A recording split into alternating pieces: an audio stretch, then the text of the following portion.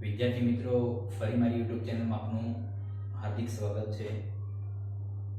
તમે આ કોરોનાની મહામારીમાં એક આપણું ઓનલાઈન એજ્યુકેશન એટલે કે વિડીયો દ્વારા તમે તમારું શિક્ષણ ભણી શકો છો, એની માટે ખૂબ ખૂબ ધન્યવાદ। અને બીજી વસ્તુ કે મારા વિડીયોની અંદર કોઈ પણ ક્ષતિ હોય તો તમે જરૂર ને જરૂર કોમેન્ટ દ્વારા દર્શાવી શકો છો, બરાબર। હું એનો સુધારો લાવીશ જરૂર ને જરૂર। અને બીજી વસ્તુ વિદ્યાર્થી મિત્રો, હવે આપણે દાખલા ઉપર આવીએ કે જેથી સ્વાધ્યાય 2.3 એટલે કે ક્રમાંક સહસંબંધના પ્રશ્ન 1 થી 3 જોયા। હવે પ્રશ્ન નંબર આપણે 4 જોવાનો છે। પ્રશ્ન નંબર 4 જોઈએ તો એમાં ગણિત અને આંકડાશાસ્ત્રની ક્ષમતા વચ્ચેનો ક્રમાંક સહસંબંધ મેળવો। આપણને કોષ્ટકની નીચે બે વિષય આપેલા છે, ગણિત અને આંકડાશાસ્ત્ર। ક્ષમતા વચ્ચેનો ક્રમાંક સહસંબંધક, સેન્ટેન્સમાં ક્રમાંક સહસંબંધક આપી દીધું છે એટલે કોષ્ટકમાં ક્રમ શબ્દનો ઉપયોગ થયો નથી, એટલે આયો આ પ્રશ્ન છે ક્રમાંક સહસંબંધકનો। હવે આપણું બીજું કામ કયું છે? અવલોકન જોવાના, પુનરાવર્તિત થાય છે કે નથી થતા, આ પહેલા નક્કી કરવું। તો અહીંયા 39 65 65 90 82 75 25 36 48 47 58 56 86 65 68 51 84। વિદ્યાર્થી મિત્રો, તમને પ્રશ્ન થતો હશે કે અહીંયા અવલોકન પુનરાવર્તિત થતા નથી, પણ કદાચ જો અહીંયા અવલોકન 62 છે તો આ અવલોકન પુનરાવર્તિત થાય છે એવું સમજવાનું નથી। આપણે x ની કોલમમાં બીજું વખત અવલોકન આવે તો જ પુનરાવર્તિત ગણવાના છે। x ની કોલમમાં એક અવલોકન એકવાર આવે તો પુનરાવર્તિત થયા છે એવું ગણવાનું નથી, બરાબર। અહીંયા આપણને શું કીધું છે? 62 છે, પણ આ કોલમમાં 62 બીજી વાર નથી, પણ અહીંયા ભલે 65 હોય, પણ જો આ કોલમમાં 62 અને 62 હોય તો આપણે અવલોકન પુનરાવર્તિત છે એવું સમજવાનું છે। દરેક અવલોકન એક જ વાર આવે છે। 10 વિદ્યાર્થી છે તો n બરાબર કેટલા રહેશે? 10। હવે આપણે શું મેળવવાનું છે? ગણિત અને આંકડાશાસ્ત્રની ક્ષમતા વચ્ચેનો ક્રમાંક સહસંબંધ। તો અહીંયા આપણને ગણિતમાં ગુણ અને આંકડાશાસ્ત્રમાં ગુણ આપેલા છે। ગણિતમાં ગુણ એટલે x અને આંકડાશાસ્ત્રમાં ગુણ એટલે y। હવે આપણે x અને y ઉપરથી આપણે rx એટલે રેન્ક ઓફ x અને રેન્ક ઓફ y એટલે કે અહીંયા rx અને ry ની ગણતરી કરવાની છે। પછી આપણે મેળવવાનું છે d, તો rx ry અને પછી આપણે મેળવવાનું છે d², બરાબર। તો હવે આપણે ક્રમ આપીએ, મોટી કિંમતને ક્રમ નંબર 1, તો અહીંયા મોટી કિંમત છે 98, એને નંબર આપણે શું આપીશું? 1। પછી અહીંયા આવશે 90, તો એને નંબર 2। પછી અહીંયા આવશે 82, તો નંબર 90 ને 2 અને 82 ને 3। પછી અહીંયા આવશે 78, તો નંબર આવશે 4। પછી 75, તો અહીંયા આવશે 5। પછી નંબર આવશે 65, 75 પછી કેટલા આવશે? 65, તો એને નંબર આપણે શું આપીશું? 6। પછી 62, તો નંબર 7। પછી 62 પછી કઈ સંખ્યા આવશે વિદ્યાર્થી મિત્રો? 39, તો નંબર આવશે 8। પછી 36, તો નંબર 9 અને 25, તો નંબર 10।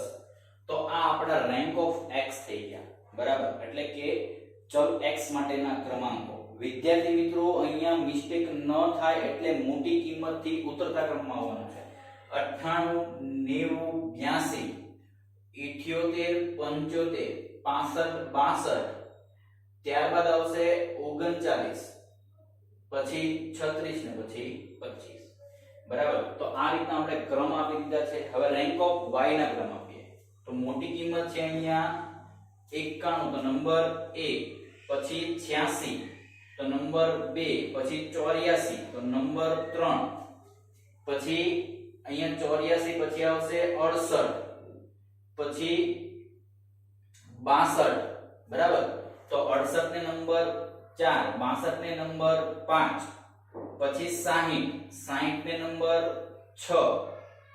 પછી 58 ને નંબર 4। પછી 53 ને નંબર 6, પછી અહીંયા આવશે 7, તો 53 ને નંબર 8। પછી 51 ને નંબર 9 અને પછી 47 ને નંબર 10. તો આ દરેક મેં ક્રમ ડિસેન્ડિંગ એટલે કે ઉતરતા ક્રમમાં આપેલા છે. તો અહીંયા 91, 86, 84, 68, 62, પછી 60, પછી 58, 53, પછી 51 ને પછી 47. તો આ દરેક આપણે ક્રમ આપી દીધા છે. હવે આપણે શું કરશું વિદ્યાર્થી મિત્રો, d ની કોલમ બનાવશું. d એટલે કે rx ry. તો અહીંયા આવશે -2, પછી અહીંયા આવશે અહીંયા પણ -2, પછી અહીંયા 0, પછી અહીંયા 0, અહીંયા પણ -2, અહીંયા 1. બરાબર. 10 માંથી 6 જાય તો વિદ્યાર્થી મિત્રો 4, પછી 0, 0 અને અહીંયા આવશે 1. તો હવે આપણે જોઈએ, જો 1 4 5 ને 6, તો અહીંયા 6 એટલે કે સિગ્મા t આપણું શું થાય છે 0. બરાબર. હવે આપણે શું મેળવવાનો છે, d નો સ્ક્વેર. તો અહીંયા 4 4 0 0 4, પછી 1 16 0 0 અને 1. તો અહીંયા 4 4 4 એટલે 12 13 ને 14 14 ને 16 30. તો અહીંયા સિગ્મા d સ્ક્વેર બરાબર આપણને કેટલા મળશે 30. તો આ સરવાળો અને કોષ્ટક તૈયાર થઈ જાય તો આપણે શું કરવાનું છે વિદ્યાર્થી મિત્રો, હવે આપણે સૂત્ર મૂકવાનું છે. સૂત્ર શું લખીશું, ક્રમાંક સહસંબંધાંક. તો અહીંયા આવશે ક્રમાંક સહસંબંધાંક. બરાબર. તો અહીંયા આવશે r બરાબર 1 - 6 સિગ્મા d સ્ક્વેર ના છેદમાં n કૌંસમાં n square - 1 6 sigma d square કેટલો આવ્યો 30. તો અહીંયા 30 ના છેદમાં n બરાબર 10 કૌંસમાં 10 નો સ્ક્વેર - 1 6 એટલે કેટલા થઈ જાય 180. 10 કૌંસમાં 10 નો સ્ક્વેર 100 100 માંથી 1 જાય તો 99.